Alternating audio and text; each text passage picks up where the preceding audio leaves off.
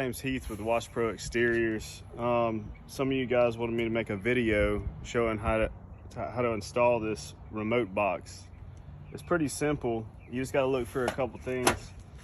The first thing is this yellow line. I know it looks kind of funny here on mine because I was experimenting when I was creating this thing, so I ended up just cutting that wire, and yours is still going to be yellow with this connector right here. So what we're going to do is just pull that connector apart. It's a bullet connector. The second thing is it's a black wire with a white line on it. That's your starter wire, and it's also got a bullet connector. And this is on the Honda GX200, GX160 engines and Predator 212. They all have the same connections. Predators are just pretty much Honda clones, so they're going to have the same connections, same bolt patterns, same valve cover, everything on the engines of the equivalent Predator. So what you want to do is find you a suitable mounting location. You can mount it here and use these zip ties, because I found that a screw just kind of rattles loose, and you could put it wherever works best for you, but I found these zip ties work pretty good. Let's see. You could even drill out the hole here a little larger to make a larger zip tie, but for the sake of this video, I'm just going to put a small one through here.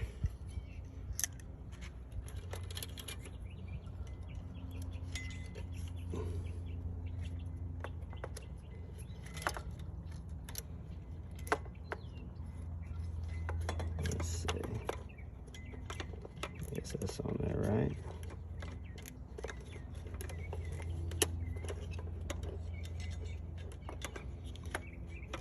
And you know, it's not going anywhere, and then you could just kind of tighten it as you see fit. And then maybe another long one around the bottom.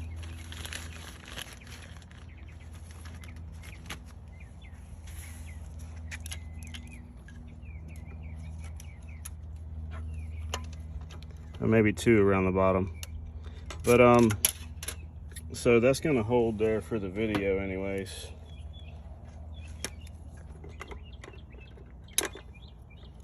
Just kind of give you an idea of some solutions. You could mount it to this if your trailer were like this. But these wires are labeled here. You have to start a solenoid, and so just take a 10mm end wrench, and if it's hooked up to power, be careful not to touch anything with your wrench or it's gonna arc on you.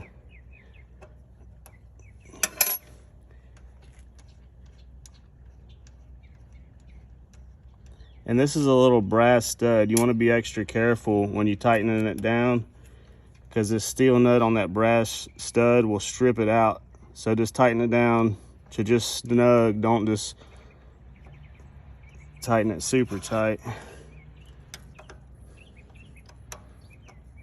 I've stripped out a couple of those over the years. Then you just have to end up either getting a new solenoid, or it's a headache. So there you go. So this yellow line here, this goes to your oil pressure switch. So it says yellow line, look for yellow line to oil pressure switch, and it has this three-way connector, three-way bullet connector. So you just unplug one side, plug the male into your female, and then plug. If you look under here, see there's a yellow line coming out. If you can see it at that angle. See, it's yellow coming out from the oil pressure switch on the side of the engine. And then this just plugs right in.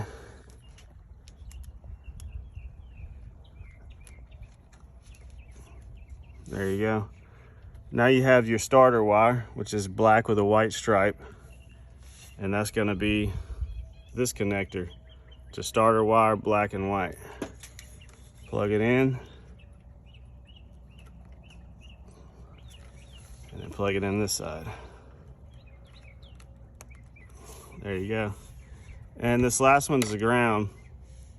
I just ground mine right here to the frame If your engine has little rubber bushings like this in between the engine and the skid plate, like some do, then you may have to mount it directly to the engine block or run it to your battery or something that's grounded.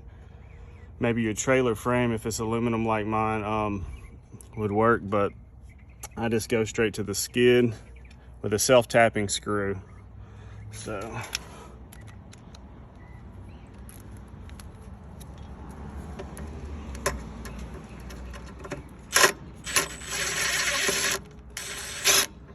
and that one's about had it, but I have to put a new one in there, but it'll work for the purpose of this video.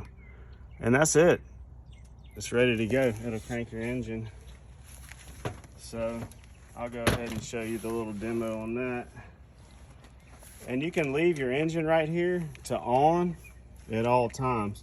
The cool thing about this box, your key start will still work. You don't have to bypass that. Some remote start systems will make it to where your key start don't work anymore. Only the remote works, but everything still works. It's still hooked up. So I'm gonna go ahead and lock my gun on.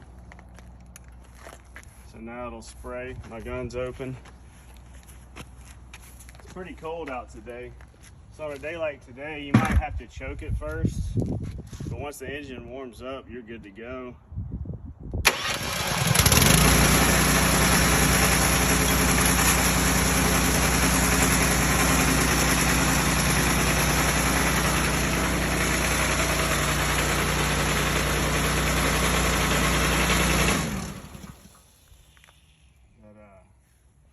This trailer here is shaking a lot. I'm gonna put this up.